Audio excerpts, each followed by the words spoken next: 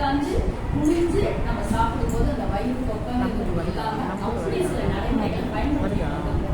இப்போ எல்லாமே நம்ம ஃபாஸ்டா அதான் ஃபாஸ்ட், அதாவது பாரம்பரிய உணவை வந்து உடைச்சிட்டு சமைப்பாங்க, துரித உணவை வந்து சமைச்சிட்டு உடைப்பாங்க. இதுதான் அப்போ வந்து மண்சட்டியில வச்சு சமைச்சாங்க. அப்போ கொஞ்சம் நேரமாகும். ஒரு தேங்காய் பத்தைய ஆட்டுக்கல்ல வச்சு அரைக்கும் போது அதை அடுத்த வீட்டில் போய் விடும், அதை எடுத்து வந்து மசாலா அரைச்சி பண்ணுவாங்க. எல்லாமே இப்போ நம்ம குக்கர்ல வேக வைக்கிற மாதிரி வேக வச்சு சாப்பிட்றதுனால நம்ம உடம்பு உள்ளார குக்கராக இருந்து அது டக்குன்னு ஒரு நாளைக்கு பாதி ஆகும். அதனால விஷயங்களுமே நடந்துருக்கு. பாரம்பரிய உணவுகள் நம்ம எடுத்துக்கிட்டோம்னா 5 உணவு இருந்தால் ஐயா பிள்ளைங்க கறி சமைப்பாங்க. அஞ்சரைக்கு போய் அத்தனையுமே இப்படி அதை நம்ம பயன்படுத்தணும் அப்படின்னாலே மருத்துவத்தை நம்ம போக வேண்டிய அவசியமே இருக்காது. அதுலேயே நம்ம உடம்புல 3 செயல்கள் சொல்லுவாங்க. இந்த 3 நம்ம கடைபிடிச்சோம்னா நம்ம மருத்துவத்தை போக வேண்டாம். எண்ணம், இன்னும் உணவு, செய்யும் செயல். இந்த 3 வச்சுதான் நம்ம உடம்புல உள்ள ஹார்மோன்ஸே பேலன்ஸா இருக்கிறாங்க. நம்ம உடம்புல 7 சக்கரங்கள் இருக்கு. மூலாதாரம், சுவாதிஷ்டானம், மணிப்பூரகம், அநாதரம், சகசநாமம். மூலாதாரம், சுவாதிஷ்டானம், மணிப்பூரகம், அநாதரம், ஆக்ஞா, சகசநாமம் 7 சக்கரங்கள் இருக்கு. அந்த சக்கரங்களுக்கு பாதிக்கப்படும் போதுதான் அது சம்பந்தப்பட்ட நோய்கள் வரும். மணிப்பூரகம் சக்கரை பாதிக்கப்பட்டிருந்தாதான் சர்க்கரை நோய் வருது. மூலாதாரம் பாதிக்கப்பட்டிருந்தாதான் அந்த குழந்தை பேர் உள்ள விஷயங்களையும் மனதில் பாதிக்கும்.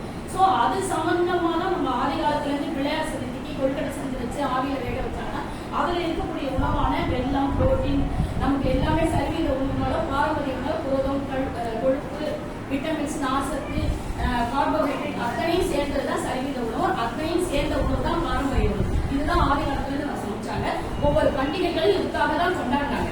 ஆவி உணர்த்து ஆகாரம் எனக்கு நம்ம கடவுளத்தை வச்சு படைச்சுட்டு செஞ்சாலும் அந்த மோதகமும் அந்த கொழுக்கடையும் சாப்பிடும் போது மூலாதார சக்கரம் ஆக்டிவேட் ஆகும். அப்ப அது சம்பந்தப்பட்ட நோய்கள் இருக்கும். அடுத்து சுவாதிஷ்டானம். அப்ப அவங்களுடைய முடிவெடுக்கக்கூடிய திறனாகட்டும், குழந்தைங்களை உருவாகக்கூடிய அறிவுள்ள குழந்தைகள் உருவாகிறதாகட்டும் அதுக்குரிய உணவு வகையில அவங்க சேர்த்துட்டு இருந்தாங்க.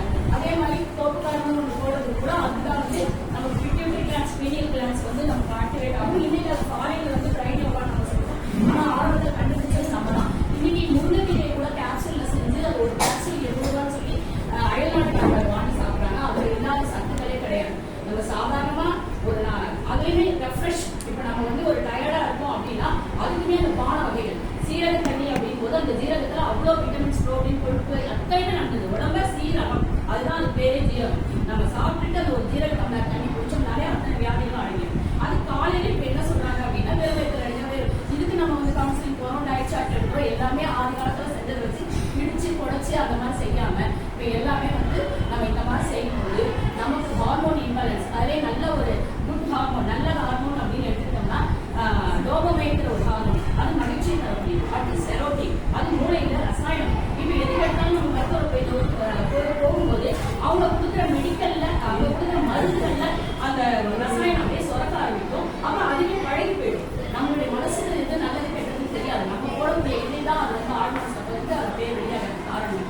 அப்ப வந்து என்ன ஆகும் அப்படின்னு சொன்னாங்க, அந்த மகிழ்ச்சியை உண்டாக்கக்கூடிய உணவுகளை நம்ம சாப்பிடும் போதும் நம்ம அதை கொஞ்சம் ஒரு சில சின்ன சின்ன உடற்பயிற்சிகளை செய்யும் போதும் டோபமைன்ங்கிற ஒரு ஹார்மோன் சுரக்கும். நம்ம வாழ்க்கையில வந்து நிறைய பிளஸ் மைனஸ் நல்லது கெட்டது எல்லாமே மாறி மாறி நடக்கும். அதுல நமக்கு துன்பங்கள் வரும்போது நம்ம அந்த நம்மளுடைய 5 பெட்டி போட்டு வச்சுக்கோங்க, ஒரு 5 போட்டு வச்சுக்கோங்க. அதாவது இன்னைக்கு நடந்தது எது, நல்ல அத்தியாவசியம், அனாவசியம், அவசியம், நல்லது கெட்டது நம்ம நடந்த நிகழ்ச்சிகளை போட்டு வைக்கும்போது நம்ம ரொம்ப ஒரு சோர்வான நிலைகள்ல இருக்கும்போது இந்த மாதிரி ஃபோல்டர்ல நமக்கு எது நல்லது நடந்ததோ அதை எடுத்து பார்க்கணும். அப்ப நம்ம சாப்பிடக்கூடிய உணவுகளுடைய வகைகளுமே அது நமக்கு உதவி செய்யும். அப்ப டோபமைன்ங்கிற ஒரு ஹார்மோன் சுரக்கணும் அப்படின்னு சொன்னா நீங்க அந்த வெந்தயம் ஊற வச்சு முளைக்கட்டி சாப்பிடும் போதே அதுல ஏராளமான பயன்கள் இருக்கு. சக்கரை நோய்க்கு இப்ப வந்து நம்ம நோய் உணவே மருந்தே உணவு நோயில வாழ்க்கை சொல்லுவோம். உடல் இருந்தாலும் சித்திர வரைக்கும் இத்தனை பழமொழியுமே அப்ப அதுலதான் சொல்லியே வச்சாங்க. அதனாலதான் அந்த மாதிரி பயன்படுத்தும் போது அந்த வெந்தயத்தையே வறுத்து பொடி பண்ணி சாப்பிட்டா அதுக்கு ஒரு குணம், அப்படியே போட்டு சாப்பிட்டா அதுக்கு ஒரு குணம், முளைக்கட்டி சாப்பிட்டா அப்படி ஒரு குணம். இதுல இடியாப்பம் விட்டு சாப்பாட்டு அரிசிகளையும் கருப்பு கவனி சம்பா அப்படின்னு நிறைய துரித உணவுகள், ஃபாஸ்ட் ஆவில வந்த உணவுகள் எல்லாம் பாரம்பரிய உணவுகள். துரித உணவுகள் போது அந்த பானிபூரி, அந்த பீஸா, பர்கர் அதெல்லாம் வேதிப்பொருட்களை சேர்த்து நிறமிகளை சேர்த்து உணவுக்கும் போது நமக்கு கேன்சர் பண்ண செய்யுது.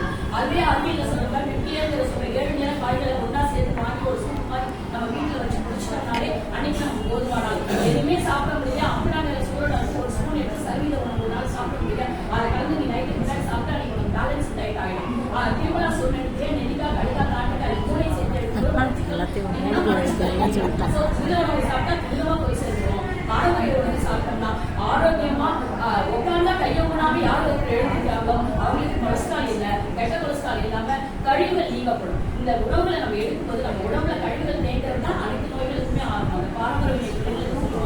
நம்ம வீட்லயே